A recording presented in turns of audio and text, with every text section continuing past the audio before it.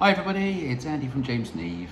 I was giving some advice yesterday to a client on how to negotiate onwards on their onward purchase.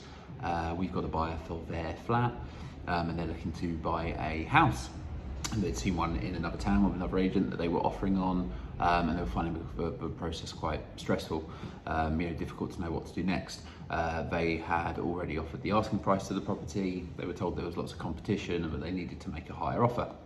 And they weren't sure kind of how that looked or felt or what they wanted to do. So they rang and asked me for my advice. They're very apologetic about asking for my advice, which I told them not to be, because my job is not to, just sell your flat and make you homeless. Like, my job is to help you get from A to B and into your new home and the new sort of start of your journey in your life. So everything, all of my advice, guidance, experience is always free and always comes with a smile and good enthusiasm. So I was actually delighted to help. And the question I asked the lady was a great question, which I ask a lot actually, and it was, how would you feel if the next phone call you take is that other agent ringing to tell you that they've sold that house to someone else? So stop and think about that for a second. How would you feel if they rang and told you they'd sold that house to someone else?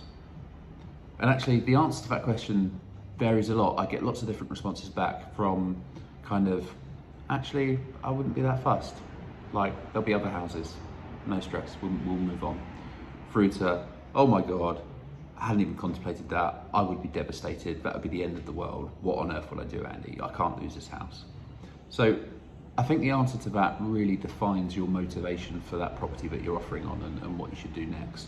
The reality is, if you're not that fussed and you're not that bothered about it, when you stop and think about it, then potentially that tells you you're already at the top of your value range for it, and that you shouldn't push yourself any further. If you've got a real emotional attachment to a house and you're under pressure to move and it's definitely the right place and there's genuine competition, then the reality is it's probably worth more to you than it is to someone else, and you need to go and increase your offer. I think the key thing at the end of this process is that you don't have any regrets. Win, lose or draw, I'm not sure you can draw, but win or lose, you need to be comfortable in your own head that you've done everything that you can to try and secure that property. You've got no regrets, and that I really believe that life has a way of working itself out for the right reasons, and if it's meant to be, it'll work out.